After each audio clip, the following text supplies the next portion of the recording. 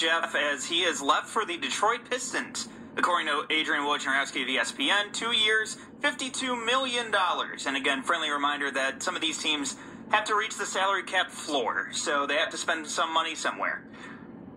The NBA salary structure is just whacked. Do you think Dan Gilbert's getting antsy? No. No? Here's the thing, though. JB is taking over a team and first of all, Cavs fans, JB Bickerstaff is going to the Pistons. Yeah, what's your thoughts on that? I think before we get into the free agency, I think JB, and we talked about this, Andy, and correct me if I'm wrong, we both think he did a really good job here.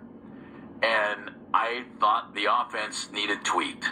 And as I said before they let him go, if you sit down with JB and said, I think the offense needs tweaked, would like to bring in a guy to help you with the offense, and more of an offensive-minded assistant coach, and he can kind of run the offense while you run the team, which other NBA teams have, I would have done that.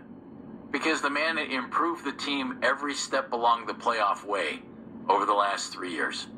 And they chose not to do that. Instead, they're bringing in Kenny Atkinson.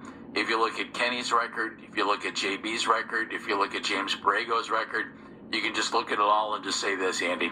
Okay, great. Should be okay. Nobody makes you think, I'm going to be honest, Jeff, I think JB's going to be a better coach in Detroit than he was here because he'll see pitfalls before they're coming. You know what I'm saying? Like, if there's problems in the locker room, he'll recognize that stuff much faster now, or at least have that, that sixth sense about him of knowing, hey, I better fix this now, or maybe I should let this go, or, what to sweat, what not to sweat. I actually think he's going to be a better coach.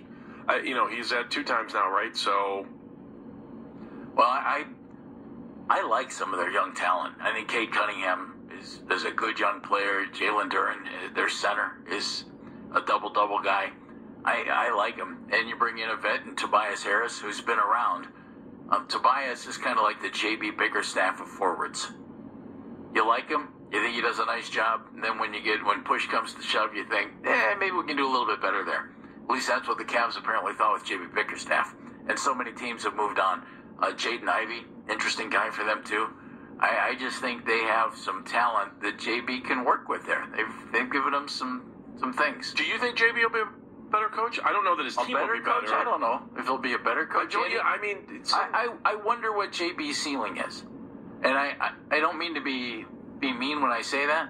I didn't see what I saw from JB that I liked a lot was he built a culture of winning, a positive culture, a culture of growth. And I think the word culture is overused, but he took over a bad situation here, and he led them in the right direction. And I didn't think his offense was very good. I thought it was give the ball to Donovan and let Donovan create. Oh, wait a minute, now it's Darius' turn, give it to Darius. I don't think they did enough with Evan Mobley, and they didn't run anything by JB's admission for Jared Allen. And that's okay. Jared's offensive game is predicated on getting rebounds and putting the ball back in. Okay, nothing wrong with that. Getting lobs. Great, that's okay. But I'll forever think they didn't properly use Evan Mobley. And I know he was injured this year, and that was part of it. I hope for JB's sake he becomes a better offensive coach. If he becomes a better offensive coach, I think he could become one of the best coaches in the league. And I wonder if he has picked up the reputation of, hey, this guy will turn you around, but might not be the guy to finish it off. Well, guess what? If that's the case, he's still going to make a lot of money. Yeah.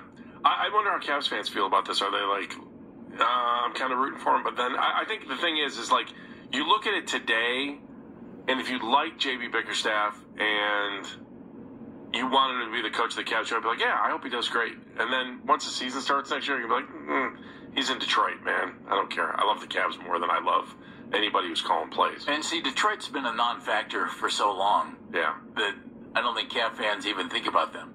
Certainly don't think of them as a rival. But they could be a huge rival. Down the road they could, yeah. Well, think about it. Their front office is Cavs. Their head coach is Cavs. I mean, that's huge Cleveland organization influence now on that team with Trajan Langdon running the show, and now JB is the head coach. I think it's really interesting. And man, I didn't realize it since they've only been to the playoffs. Well, they've only been to the playoffs twice since 09. Now, they've not been good. And the Cavs knocked them out in 4 in 15-16, and the Bucks knocked them out in 4 in 18-19. In fact, they haven't. They've lost 14 straight playoff games. So here we are talking about dating back to 08. We're talking about the Detroit Pistons, and they stunk last year. Yeah. We were talking about the Philadelphia 76ers. They didn't stink last year, but they were injured. They've brought in some free agents, veteran types, who have injury history. We're talking about the Orlando Magic bringing in Kentavious Caldwell-Pope. We're not talking about the Cavaliers yet.